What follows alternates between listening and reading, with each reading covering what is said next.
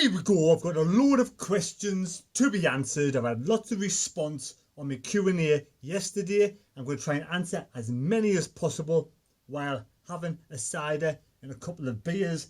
I'm on holiday, so I couldn't give a fuck if I get drunk. The drunker the better the answers. Here we go. First question from Nigel Dunn is... Don't choke, it's a good start. Do you think Campbell and Donald are trying to screw every last penny out of the club and each other in the business deal, whilst Ellis Short wrote off 100 million? So who's the best man out of the lot? When Ellis Short first took over, I didn't mind the bloke. And if you take away every single bad decision he ever made, apart from the last one, he's a canny bloke. I haven't got a clue about Campbell, Mark Campbell. He's another American. I honestly do believe Stuart Donald's heart's in the right place. And he is trying to make a quick buck. So out of the three of them, I kind of like Stuart Donald the best. Considering I don't know who the hell Mark Campbell is, and we all know what Ellis Short's done. Even though he wrote off 100 million, did he? There you go, Nigel. That's my answer. It's a tough one to start off with. Cheers. Now I like this one from Taffy Mackham. If you could have just one question answered, what would it be?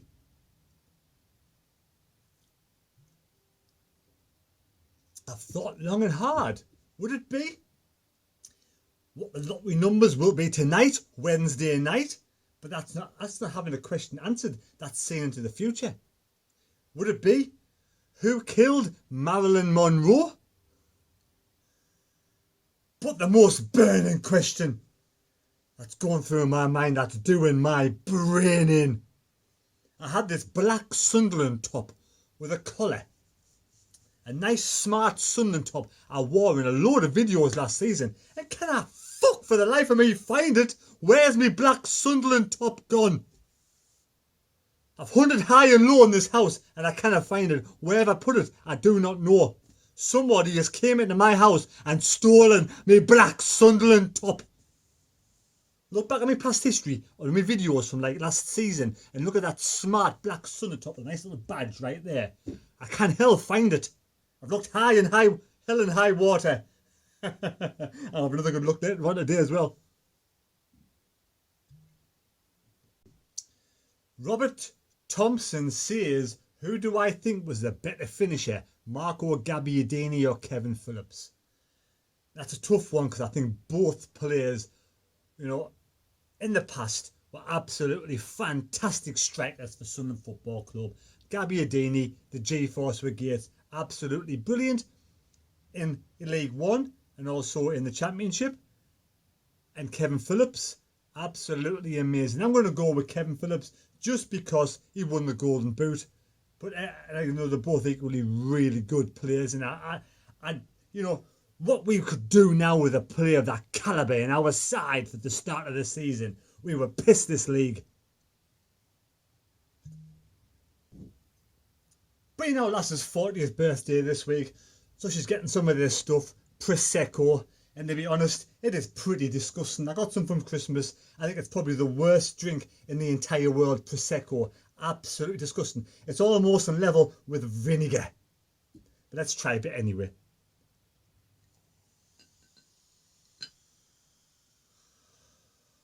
Why would you want to drink this? Why do people actually buy this to drink it? Probably wash your toilet with it or something. Clean out the bath with this. Maybe use it as screen wash in the car. Let's have a go. Ugh. Down the hatch. That's absolutely disgusting. Also, for my birthday, which was last week, I got some hobgoblin. Hobgoblin. It is traditionally crafted legendary ruby beer. Now, I'm not really a beer drinker, but I might make the Prosecco taste a bit nicer. I can't say nice because Prosecco is absolutely the worst drink in the entire world. I thought that cider the other way, it tastes like vinegar, was bad. This makes that cider vinegar taste like lemonade. Now this could be absolutely disgusting, or it could be a master class. I know what I think it's going to be. Let's have a go. Anyway, one more question. Do you think, from Morgan Gray, do you think Newcastle will get relegated next season without Rafa? And he hopes they do. Let's face it, if Ashley hasn't got a backer or a buyer in place at this moment in time, Newcastle could possibly get relegated. Very easily get relegated. Depends who comes in. Mourinho will not come in if they haven't got a buyer. The likes of your, your dilly dingy dong dong ding dong ding from Leicester, Ranieri, he won't come in if there hasn't been a buyer. If they get a buyer like a Manchester City buyer, there's going to be no chance they're going to go down. They'll be in the top 10 or top 7. But if there's no buyer in place and they've lost Rafa, then some of this squad will be bought and they could possibly go down next season. But am I hoping Newcastle get relegated? I couldn't give a flying fuck about my noisy neighbours up north. If they get relegated, they do. If they don't, they don't. None of my business. I don't care. I ain't going to brag about Rafa going. I'm as a Sunderland fan. Sunderland fans are in no state to brag about anything to do with Newcastle. We're in no fit state. We're in a shambles situation ourselves. So, end of the day, I've got a lot of Newcastle fans that come onto this page, and regardless of the banter, I like a bit of banter, and I have a bit of banter in the past. I wish them all the best next season. No matter what I think will happen next season, I have no say in what happens.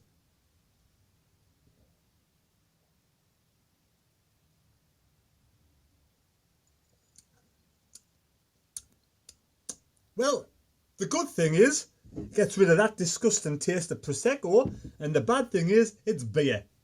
I don't like beer, so I might go and find some lemonade in the cupboard downstairs. Well, here we go. I've got some bar lemonade from down the local convenience store. I just round down and bought that because even though I like a drink, I like a taste drink, a drink that tastes quite nice, but beer is not something I would normally buy. Something your dad would buy, isn't it, really? My dad likes his beer from the club, and he goes to Sunderland at the weekend as well. My dad was a massive Sunderland fan. He'd been to Wembley with my granddad, God rest his soul. He saw Sunderland beat Leeds in the FA Cup final in Wembley. He saw them when I was 3-year-old. My mum was a big Sunderland fan. She used to go to the matches with my dad before they got divorced. And unfortunately, she couldn't go to Wembley because she's looking after me and my sister in '73. What on earth got me onto that story is I don't know whatsoever. But the next question is, it's Bobby Cowley says, do I know where Shiny Row is? I do now, Bobby. I certainly do now. Next question. Let's have a look down here. Who is it? Robert Thompson says, do I prefer attractive football, win or lose, or do I prefer win at all costs, never mind the type of football? I think when I was in the Premier League, if I was in the Premier League and if I was a good side, like the Liverpools, like the Manchester Uniteds, like the Manchester Cities, like, your Spurs, I would love to see attractive football. Definitely win or lose. Good game of football, class game of football, attractive, skillful football. But when you're in League One and you're in the shite amongst the shite and you are shite yourself, end of the day, a win is the most important thing, and 3 points to get back in the Championship. I'd take, was it 46 shite games of football this season and win all 46, boring as fuck 1-0s all day long, and get promoted to the Championship and then progress from there. That's my opinion. There you go, Robert Thompson. And it's Bobby Crowley says, do I miss Ellis Short? I miss Ellis Short. Not. Definitely don't miss Ellis Short whatsoever. Good riddance. While he was here when he first took over, the first thing he did was the worst thing. He got rid of Roy Keane, I think it was. They fell out for whatever reason, and that was the biggest mistake because Roy Keane was a class manager. And if Jack Ross doesn't work out, I would take Roy Keane back any day of the week because I think he's brilliant. Next question is, who would I rather have? Ronaldo? Stephen Jones 123 says, would you rather have Ronaldo or Messi? You know what it is? I don't like Messi. I don't think he's a very good international player for Argentina. I think for Barcelona he's class. And again, Ronaldo. I think Ronaldo is a horrible person as well. That's just my opinion. I don't like either of them. Which one would I rather have on my side this moment in time? I'd take them both in Sunderland at this moment in time because we could do with someone like Messi or Ronaldo at Sunderland in League One. But if I had to have my arm twisted, I'd probably go for Ronaldo. But I still don't like him. Next question. It's Bobby Cowley again. Do you think we'll win League One next season? I certainly do. If we can get this takeover sorted, done and dusted now, and get a bit of money to spend, like Stuart Donald says, 6 to 8 new signings. It's a lot of new signings. It really is a lot of new signings. But we have a core of good players in now. We should have kept James, and we should keep the majority of these players in now. Like I said, another 6 to 8 points. We would have been promoted. So 6 to 8 players, decent quality players to bring in, like your Jamal Lowe's, like your Ladipos, you know, them sort of players. That's what we need in our team completely. So yes, I think we will win the league next season without being too, you know, I'm not being big-headed, I'm not being brass or bold. My prediction is Sunderland will win the league because we have to be confident, we have to be positive, and we have to believe. Otherwise, what's the point if you don't believe? Right, Logan Butler asked the same question where I think Sunderland will finish. Like I said, top of the league. Charlie Hodgson says top 3 targets this season. I would love to bring Jamal Lowe into Sunderland. I would also love to bring Freddie Ladapo into Sunderland, and also that striker from Leyton Orient who were sort of connected with earlier on in the season. I feel his name completely loses my mind at this moment in time, but him, like I say, a good strike force. And obviously, I don't really know much about the good centre backs at this moment in time, but I'm sure Jack Ross will sort them out. Pardon me. Taffy Mackham says, best ever bookies win. What's the best bet I've ever won? You know, I've had some good wins in the past, some good little touches in the past. I would say back in about 2004, I just moved house with our lass. We sold our house from Easerton Colliery. We moved to Sherburn Village, and I put a daft 25 pence on the 49ers, an old big spender and all that. And I came in and I put £1 on a couple of numbers as well. I was just running home from work and I happened to pop in the bookies. I had £1.25 on us, stuck it on the Irish lottery on a Friday tea time, and they came in and I won £900 and I paid for a new kitchen. That was an absolute beauty. Horses wise, I used to always follow Barry Hills in the olden days. He had 5 winners one day. No, he had 4 winners in Lucky 31. I won about £500, and the last one in a 4-horse race came last. It was favourite. I'd have gotten £3,000. That would have been a beautiful little touch. I tell you something, right? What I did a couple of years ago was really bizarre. I don't like betting online on the casino or any of that shit, right? But Corals give us this free. I put a coupon on the night time. This coupon. It was a pound coupon for about 6 teams to win £100. And it come in. I was like buzzing like, fuck, get in, 100 bar in my account on Corals. And then Corals give us this free Frankie Dettori, it was like a roulette or like sort of casino thing. And you get like a free 10 spins or whatever it was. So I thought I'd do that. So for whatever reason, I thought I'll up the spins to the maximum amount because that's what you can do if it's a free spin. I'm completely clueless. Naivety kicks in. I upped it to £25, not knowing I was going to spend £25 of my own money online. I just won £100 and I would have been absolutely gutted. I didn't realise that the free spins only came into play after you'd spent any money on your account. It doesn't tell you that, which takes the fucking piss. So I continued. I had a go. Boom, £25 spin. I didn't realise at the time I'd done that.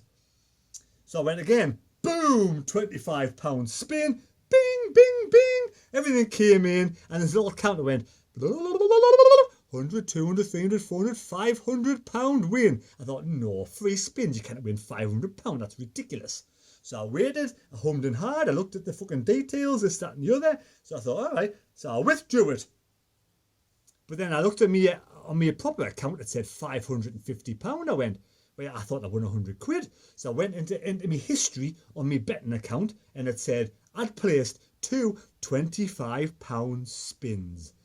I went, Jesus Christ, you would have wasted your £100 you just won. I would have been absolutely devastated, but I was over the moon. I'd won £550. I took it out and I don't know what I did with it. And also another time, back when I was like, I think I was 39, I used to love Royal Ascot when the kids were small before they went to school. I used to take a 2 weeks holiday in June. My birthday, Ellis's birthday, it was Royal Ascot. And there was always this free betting on Bet Victor. You could pick, as a tipster competition, pick the 3 top tips of the day. The winner gets a £500 free bet. So I say, well, I never usually win. But if your tips are better than Victor's tips, Bet Victor's tips, you get a free £5 bet. So I thought, yeah, it's a free bet. You know, you cannot lose. So I give it a go. Put these 3 tips down. Gennady, who'd won the 2,000 guineas, well, I'd backed 20 to 1 early on in the season. Come in about 13 to 8 or 5 to 2, something like that. And then, because it was Father's Day 2 or 3 days later and just before my birthday, or just after my birthday, I wasn't quite sure. It was always Father's Day and my birthday the same week.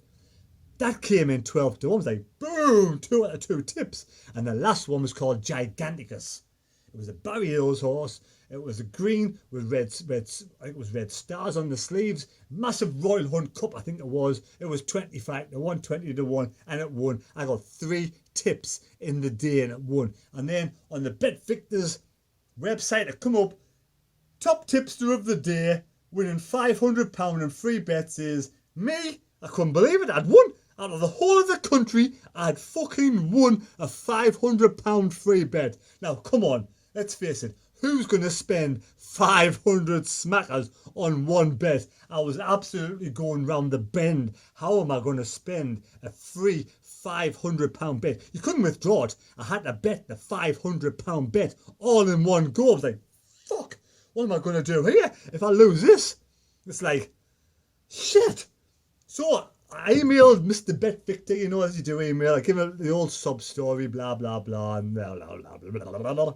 And he said, right, okay, we'll let you bet in £10 bets. £10 bets. So this one Saturday, I sat down in front of the computer and I had £500 in free bets and I could bet £10 at a time. But it had to all be done in one day. That was the rule, he said. So I almost backed every single fucking horse race in the day. I was sick of the sight of horses. I was sick of the sight of betting. I was sick of the sight of the fucking computer. But I came out with £510 cash.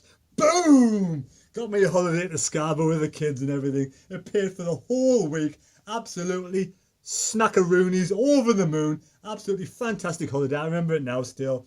Took the kids down to the spa in Scarborough on the beach. This, that and the other. What a good, I mean, that was one of my best. They're my best. They're my best bets. I've had a few other ones in the past. But also, you know, gambling, the bookies nearly always win. So always keep small stakes. I've always liked, you know, the odd flutter at the weekend, just a £10 bet. Spread out over the weekend. That's my limit. That's what I do. Coupon, football, horses, whatever it is. That's my limitations. And if you win, it's happy days. But remember, always go into it expecting to lose. If you expect to lose, you won't be disappointed. That was a long-winded answer, Taffy Mackin, but that was a cracking question. Tom Devlin's kind of asking, what do we want? Do we want football at Sunderland Football Club, or do we want to be like a Manchester City, a brand where we buy the big players in? What do you want out there? Do you want to be like a Sunderland and to be like a Bournemouth, to come through the ranks and to do well? You know, buying the bargain basement players with good managers and good players, the heart and soul, the team spirit, the players who want to play for the city, for the fans and for the team? Or do you want to buy mercenaries who come in, who want to earn a big buck, but are good players and will get you trophies? What would you rather have? I'd like to see team spirit, the Sunderland of the Peter Reid days with the Quinn and the Phillips. I want all that back again. Where's it all gone? 2000, 19 years ago. For fuck's sake, man, where's your life gone? It's Bobby Crowley. Says Cowley, do you like 1-0s or 2-1 wins? I kind of like a 2-1 win. I like to come back from 1-0 down to win 2-1. That's a great feeling. I hate leading 1-0 early on and hanging on. Spooky Wolf, another very young, a young Sunderland fan. I'm talking, I don't know what age he is, maybe 10 to 12-year-old. Spooky Wolf, YT. He goes to all the matches with I think it's with his parents when he goes to the matches with his dad. He does his own vlogs. Look on his channel. Just a young up-and-coming vlogger. I wish him all the best. I hope he becomes one of the best YouTubers in the entire world. Subscribe to his channel. He asks, are we going to win the league next season? And I certainly think we're going to. Yes, we're going to win the league. Eddie Phillips, do I still run for Morpeth Harriers? I haven't ran for Morpeth Harriers since about I was 41, now 49. When I was 21, I took up running. By the time I was 26, I got 2 England vests, North East champion, Northern champion. Let's think, 19th in the Great North Run, 2:26 for a marathon, which I sort of didn't do too well in, and 2nd in the Northern Cross Country Championships, amongst other things. Great coaching, Jimmy Alder, absolutely fantastic coach and a great human being. I picked up an injury when I was 41. I wanted to you turn veteran when you're 40, and I wanted to run really good in the veterans category. Picked up an injury. I was training high mileage behind my knee. I couldn't crouch down. The pain was absolutely excruciating pain. I couldn't crouch down in the bath and get a bath. I couldn't go down on my knees. I was in absolute agony. So I decided to take time out. I took a couple of seasons, a couple of years of just jogging to work, 2 mile to work, 2 mile home, just constantly to meet knee healed. It took ages to heal. I did another 10k when I was 45. I went about 3 minutes slow, about 35 minutes I did, which is not bad. But since then, I haven't ran for Morpeth Harriers since I was 40. I haven't ran for 8 years. But I promised my daughter, and you love your family, you know, when I was younger, when I was in my early 30s, when I was in my middle 30s and late 30s, I was doing races and my kids were coming around with us and they were under 10. My son did a lot of running, a lot of competitions when he was 10-year-old, and it was great having your family around and doing good races. But when I hit my 40s, I got injured, took time out. My son's golf took over everything because I'm in my daughter's ballet and dad's taxes and everything. I took a seat back, I took time out, I took up YouTube instead. But I always promised my daughter I would get back when I'm 50. When I'm 50 is next June. 50 next June, so I've got a full season to get fit. It's going to take a fucking while to get me fit. I run every day still, but I'm nowhere near the fitness that I used to be. And I probably will never ever get it back. You know, and my biggest fucking regret in life is letting it all go. Because you think back to the days when you were fit and it was fucking great. Blasting out the sessions, you were doubled over, crippled over. Absolutely, you know, you do 16 times 400 metres with a 100 metre recovery, flat out almost. Sessions are unbelievable. 30-mile runs on a Sunday when you're training for the marathon, that kind of thing. But you travel all over the country, you did races all over the country. And also different countries. I went to France, Portugal, you know, doing races in America. And it takes it out of you. You get sick of travelling around. You know, that's one of the reasons why I don't like travelling away with Sunderland Football Club. I don't like going to away matches, not just for the financial side of things. I think I've been like, you know, It's just the travelling all the time. I got sick of travelling all the time. But now, I would love to have it all back. It's too late. But if I put a good year in, I could kind of get back to a good level of fitness. It'd probably take me a good 2 hard months training to get back to a decent level of fitness. And I could probably, that's saying my legs can take it, my back's fucked, my hips fucked, my sciatica's going. You know, I've got to have a bit of luck. I'm going physiotherapy next week at hospital for my back, because I get a lot of back problems. That's probably caused through running all the years. But I'm going to give it a go. I'm going to try and get back. If I get back, I will run for Morpeth Harriers again. Thank you, Eddie Phillips. Top bloke. Right, Robert Verhagen, if I pronounce it right, says, what do I make of Newcastle United? Newcastle United, no banter. No banter at all. What do I make of Newcastle United? Well, I think like all the North East clubs in the North East, Sunderland and Newcastle, the two sleeping giants that could be made so much more of. Newcastle and Sunderland, both clubs, fantastic fan base, fantastic cities. Both clubs could be massive underachievers at this moment in time. Both could be absolutely enormous. Yes, Newcastle as well. Two sleeping giants with absolute tossers who own the clubs in the past, who've wasted, the chances. Just takes a good owner to come in, like the Sunderland, 46,000 in League One. Newcastle constantly 50,000. That proves they're two massive clubs. Newcastle should not, be sort of tottering with the Championship, because they've got a massive fan base, they've got a massive stadium, they've got a great city. They should be in the top 10 of the Premier League, season in, season out, but you can't predict that because it all depends who owns the club, and Sunderland's the same.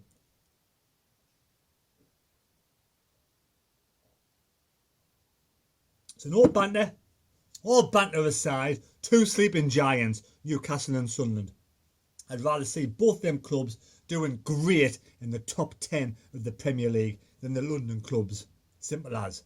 My ex-Manoni says, what is my first ever Sunderland game? My first ever Sunderland game, as I mentioned before, was about 76, 77 when my dad, my granddad brought along a wooden stool so I could see what the hell was going on, because the crowd was that big at Roker Park. It was enormous at Roker Park. It was massive. And I had a wooden rattle. I was smashing this wooden rattle around and around and around, making an awful, goddamn awful noise, but not one person complained. Not one person at all complained. It was fantastic. We played Oldham. I think we either drew or won, but it was brilliant. I remember going to the match with my granddad when you had to buy tickets, down at the stadium, and we got there for the North East Derby, and we were too late. We got all the way down to Sunderland and we couldn't get in because it was sold out. It was so disappointing. Now I was absolutely gutted. I was only a kid. I was devastated. I had to sit outside, listen to the crowd screaming on when we beat them 1-0 at the Roker Park. But that's the way it goes. I remember another time, I'm getting off the point at this moment in time, when I was a bit older, we were playing Wolverhampton Wanderers at home. I drove my car down. You got parked round about the Roker Park, and the police cones were down. I couldn't get parked for love nor money. I couldn't get parked, and it was almost time to kick off. So I got out the car. I got my mate to move the cone down a touch so I could squeeze the car into position. I got the car into position, moved the cone behind the car, and this big fucking fat copper come down on his bike. The biggest copper you've ever seen in your life. Imagine a sumo wrestler. This copper was enormous. It was 4 coppers all in one.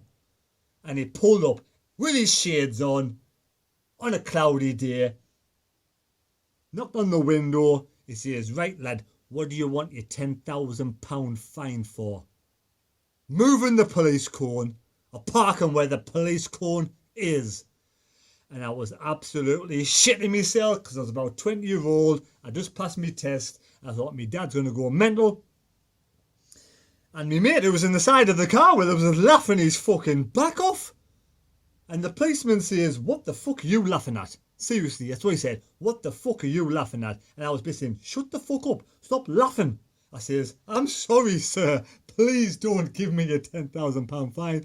And there was loads of fans walking past all going, you fat bastard, this policeman. What an absolute nightmare. We beat Wolves 4-1 and I did not enjoy one single moment at the match. I was too busy worrying when my fucking fine was coming through the door. Luckily he was only carrying on with us, but he was deadly serious. I didn't get a fine, but it spoilt me day. Completely off what the question was, but I just started ranting on about that. I've got an absolutely fantastic question from Ghost Winters, my mate from down Loughborough. He says, if I had to choose a team from the past, Sunderland players and a manager and a stadium and a bench and all this, that and the other, who would I choose? I put no thought into this whatsoever. Like I do, I don't think about things too much because I'm a bit of an airhead. But players who I loved in the past, you know, in goal. Obviously Monty. Monty was the class goalkeeper, but I did like Chris Turner. Soft spot for Chris Turner, but I know Monty was obviously the best goalkeeper. Defenders, Jesus Christ, my mind's gone blank. I was a massive Sean Elliott fan in the olden days. I'm going to stick with Sean Elliott, you know, and even before. Yep. Sean Elliott in defence, four Sean Elliots, left back, right back, two centre backs, completely bizarre. But I haven't got time to go on about things. But yes, I love Sean Elliott. I thought he was great defensive player. I'm only going to go through players that I know from my personal history of watching them at the Roker Park at the Stadium of Light. Left back, I used to love Julio Arca, Mickey Gray. Mickey Gray was great left back. Julio Arca could be left wing back. It could be in midfield on the left hand side as well. Two class players. Gary Bennett in defence, absolute brilliant. Kevin Ball in midfield. Alex Ray, I loved Alex Ray. John Kay, right back. These players were absolutely brilliant. I'm going to go for some more of this hobgoblin. I'm starting to get a little bit tipsy now. But these players were fantastic. Paul Bracewell in midfield, you know, and up front, you got the likes of, oh man, I used to love Colin West in the olden days, but you know, it wasn't fantastic. But you got players like Kevin Phillips, Matt Gabby, Eric Gates, brilliant players. Niall Quinn. And there's a whole host of other players. And then you got managers. Managers like, you know, Peter Reid, great manager. And there's been nobody else really that's been as good as Peter Reid for me. Peter Reid has been, over the seasons that I've been there, probably my favourite manager. So there's loads of other players I could mention, but at the top of my head, those are the players that I really like at this moment in time. You had to go back to some of the great players before I was even born. Was like Cloughie was fantastic, you know. So even like, there's just too many great players to mention, but that's a few off the top of my head that I can, you know, ballpark play with. You know, the little grey cells are starting to go now, and they're going more when you're drinking alcohol. You know, and Roker Park, a stadium, I liked Roker Park, was absolutely bouncing. It was fantastic, but it came to its end. You couldn't really do much with it at the end of the day. And the Stadium of Light is good now. It's good for what it is. You get a great team, a good manager in place. The fans will come. It will be bouncing. The night when we beat Everton 3-0, that was absolutely fantastic. Their noise was amazing. So yes, I loved Roker Park. Got great memories with my dad and my granddad. But Stadium of Light is where we are now. We have to embrace it. We have to move with the times. We get a good team, get good backing from the owners. The fans will come back. We'll have 40,000 plus fans at every single home match if we're back in the Premier League. We have to believe we can do it. Well, a good interesting question from NMUFC2. Must be Manchester United Football Club 2 asked, did I pull the ladies when I was younger? That's a strange question. I'll tell you one thing, you never kiss and tell. Never kiss and tell. I tried my best. I did a good job. But I never kiss and tell. Michael Fish says, how many goals did Gabby Raul score for Sunderland? I do apologise. Gabby Raul would definitely would make it into my team. My best ever Sunderland team. Full stop. Would it be Gabby Raul with your Kevin Phillips and your Gabby Deanies and Gates? Gabby Raul was absolutely class. hat-trick against Newcastle. He was brilliant. He scored 88 goals for Sunderland Football Club. And, Gabby Raul has his place in history at Sunderland Football Club, and he's absolutely brilliant. But I was just a bit young when Gabby Raul was there. My memory just lost us a bit, I would love to be maybe a few years older at the time to really embrace and enjoy what Gabby Raul did at Sunderland Football Club. I can just remember bits and pieces of it. Ben Van Denton, another Newcastle fan, says, what do I make of the future Newcastle United without Rafa? Well, life goes on. I'm sure you'll find somebody else to take the helm. I'm sure Mike Ashley will dig out something or another to take over at Newcastle United Football Club, and I'm sure they'll survive next season. They've got a decent footballing base there, good players in place. I can't see you're losing very many players, so I think you will survive. Only just, but you will survive, and you will definitely survive if someone takes over with a lot of money. Autism Prime 24 asks, what do I think the Coventry score with Sunderland will be next season? I think we'll beat Coventry at home 2-1. I think we'll get another 1-1 draw at Coventry's home ground, wherever that might be.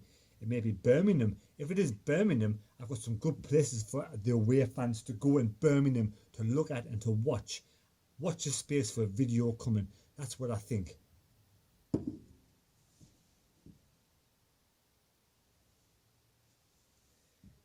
Jake Proctor says, do I ever go to non-league games? I haven't been to one for a long time, but I really want to go to a Spennymoor match because I've got lots of Spennymoor friends and they're awesome at this moment in time. They're in non-league football.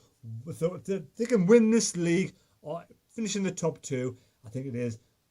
Yeah, or win the league and win the playoffs this time round. They get promoted to the conference. I wish Spennymoor all the best. I want them to win the league this season. I know they've made 1 or 2 signings already because my good contact at work has told me so. So hopefully Jack Diamond was there on loan last season. I don't know if he's still there now or he's being brought back to Sunderland, the mother club. But I wish Spennymoor all the best. So if there was any non-league sides I'd go and watch, it would be Spennymoor Town.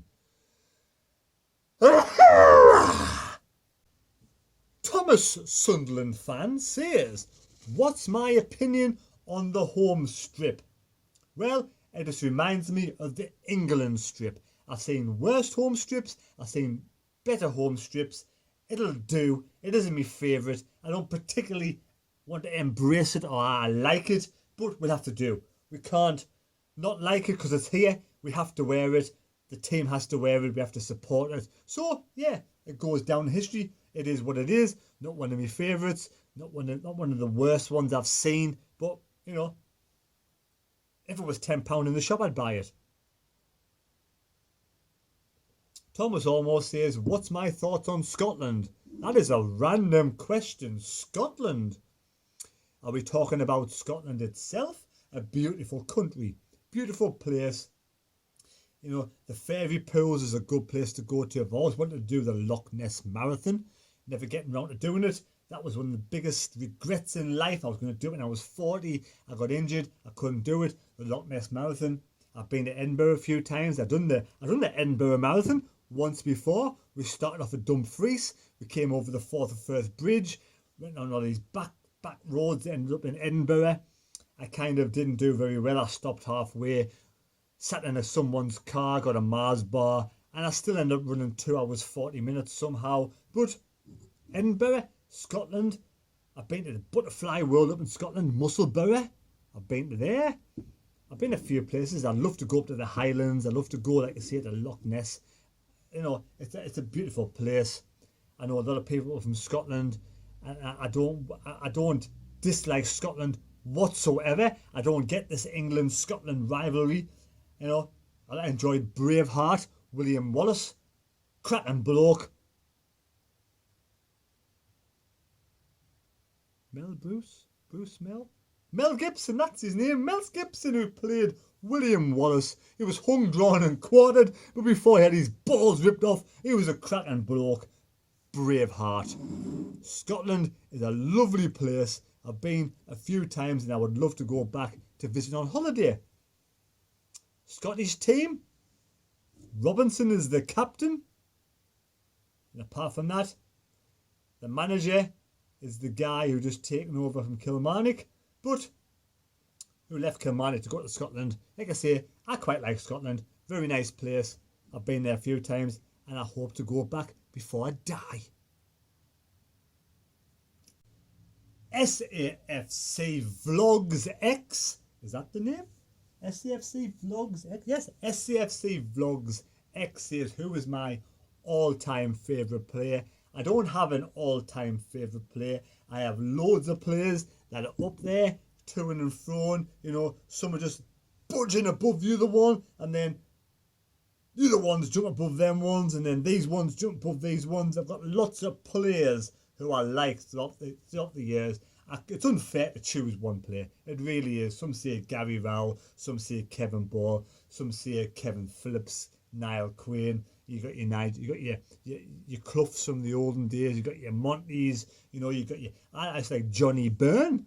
You know, he wouldn't go out on the pitch without doing his hair first, and if he headed the ball, he had to get the mirror out and the comb and do his hair before he continued with the game of football. Johnny Byrne. There's loads of all-time favourite players. I've got loads of players I really liked from the olden days. But I don't have any favourites. Players I've mentioned already on this vlog. You know, it's one of those. Kicking about here, there, never. Remember Don Goodman, absolutely awesome. Gave everything. I remember the sliding tackle one day. It was raining. I think he slid from one half of the pitch to the other half of the pitch. Still got the ball, got up and continued on his way. Some class players Sunderland have had, you know, over the seasons. George Bell official, LOL. I'm giving you a shout out. There's no question there, but a shout. Taffy Mackham again says, if I had to choose one player, who would I choose? Jesus Christ. Jason Steele, Jody Altidore, or Jack Rodwell? Well, let's face it, Jack Rodwell is a complete and utter waste of space. A horrible, I want to say a human being, but he may do things for charity. He may be a nice son. I don't know. But when he was a Sunderland Football Club, he was a money greedy bastard. A bastard, greedy, money-grabbing bastard. That's all I can say. So, obviously, Jack Rodwell, fuck off. Jody Altidore or Steele. You know, Jody Altidore, I didn't mind the bloke. He may not be able to score in a brothel, but I didn't mind him. He's a nice fella, and he's done well in America. So if I had to choose one of the three, I kind of like Jody Altidore, you know. Give the guy his due. He tries his heart out. It's not his fault. He's built like a brick shit house, like a tank. And he's a bit clumsy, but he's done well in America. So good luck to the blokes. So I had to choose one of those three: Steele, Rodwell, or Alty Donkey. I'll choose Alty Donkey anytime. Good luck to Altidore in America anyway, if he's still there. One of my mates, Mackham Forever, he's just starting his new channel up. He's a top Sunderland fan, Sunderland through and through. He's thinking about doing his own channel, Mackham Forever. He's asking, where are we going to meet for a pint at the start of the season? Well, I'm going to say Fan Zone. Yes, the Fan Zone, or otherwise, aka known as the Can Zone. And he also says, why did I start supporting Sunderland Football Club? I didn't have a choice. My granddad was a massive fan, and my dad was a massive fan, and they dragged us along to the matches before I was knee-high to a grasshopper. Jimbo got murked, says if I could bring back a player at this moment in time, who would I bring back into the Sunderland squad? Well, I think last season for me we needed an out-and-out striker, so I'd bring back Kevin Phillips, because in my prime of being a Sunderland fan, he was the one that put the balls away, you know, the golden boot, this, that and the other, some fantastic goals. I'd bring him back because he could play in any division and he would score the goals, because we don't let many goals, and let's face it, he would score the goals that will put us back in the Championship. Fucking Spav said, what place will the next Tyne-Wear derby take place? Which division will it take place in? Is it going to be the Championship? Is it going to be the Premier League? I'm going to say probably the Premier League when we get there in about 3 or 4 seasons' time. Cool Hand says, if Jack Ross and Sunderland are not top of the league after 10 games, should Jack Ross be fired? Well, it all depends how close we are to the top. If we're unbeaten and the other side is unbeaten because you haven't played them yet, then no, he shouldn't be fired. If we are absolutely shite, not in the top 6, then yes, he should be fired. If we're second place, 2 points behind the leaders. I think if Jack Ross after 10 matches is in the top 2, he shouldn't be fired. Simples. Classic gamer YT says. I'm forgetting what he says. I'll have to have a look. Oh yes, do you think we should buy Tom Eaves? I think Tom Eaves is probably better than we have at this moment in time. So yes, I would love to get Tom Eaves at Sunderland Football Club wearing a shirt. And who I think we should buy? Well, I've already answered that question. Okay.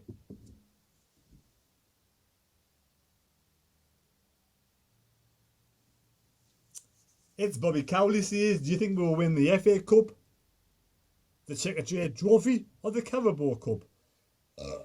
I've had enough of Wembley. Wembley has wounded the old heart. I just want to get promoted. I don't care about cups this season. Let the under-23s play in the Secretariat Trophy all the way to the final for me, you know, and forget about the FA Cup, forget about the fucking the other cup, the Carabao Cup, or the Coca-Cola Cup, or the Hobgoblin Cup, whatever cup's coming up. Let's forget about these cups. Let's just get it back to the Championship. Tyler Rowlandson says he's a top vlogger from Charlton. What's been my best favourite moment as a Sunderland fan over the last 10 years? Jesus Christ, I can't remember what happened yesterday, never mind the last 10 years. But I did enjoy that moment at the stadium at like under 40,000 odd fans. We beat Everton 3-0. We had Defoe, Cornet, you know, we had some really good players in the side. And we had a good night. We really did.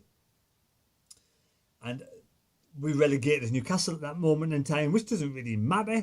But the atmosphere was absolutely bouncing. It was one of the best atmospheres I have felt as a Sunderland football fan. And it was a really, really great experience. We beat Everton 3-0 in the Premier League. It was class. Sam Allardyce in charge. Sam Allardyce, England taking Sam Allardyce was one of the reasons why we fell away and we felt the bits. If Jack Ross doesn't succeed, we bring back Sam Allardyce. I'd give him the job all day. So there we have it. I've tried to answer as many questions as possible. It hasn't been easy because I'm just doing off the cuff. I've had no preparation. I haven't been sitting down, you know, drilling the questions off by heart. I've been out all day long. I'm just getting in. I just did it off the cuff because, you know, that's what I do. And I couldn't really give a fuck. And I wouldn't advise you ever to buy this shit Hobgoblin. It isn't very nice unless you pour in some lemonade. So I'm hoping there's going to be some good news in the future. Most recently, hopefully we'll buy some players, start bringing some players in, and this Mark Campbell thing doesn't drag on too long, because that's all we need for this takeover to drag on before we get new players in to gel together before the new season starts. If I missed anybody's questions, I do apologise. I've tried to cover as many as possible, and I wish everybody the best for the upcoming season. Hopefully we can win this league. We have to believe we can win League One this season. We have the experience behind us now. The players can learn, can conjure up the motivation. You know, our destiny now is to win League One.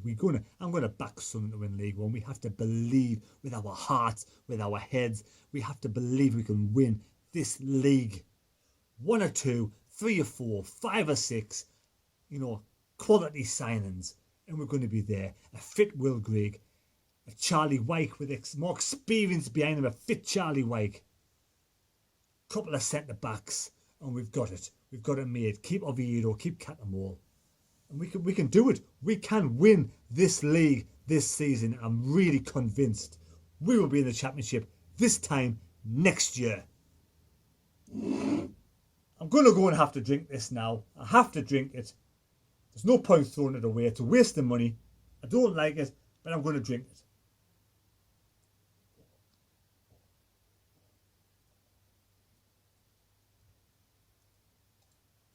I'll catch you later.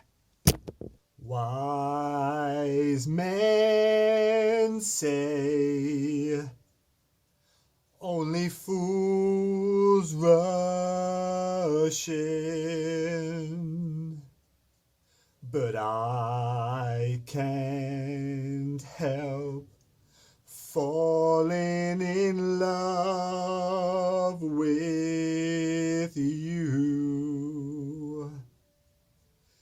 Shall I stay? Would it be a sin if I can't help falling in love with you? Still can't find that fucking top anywhere.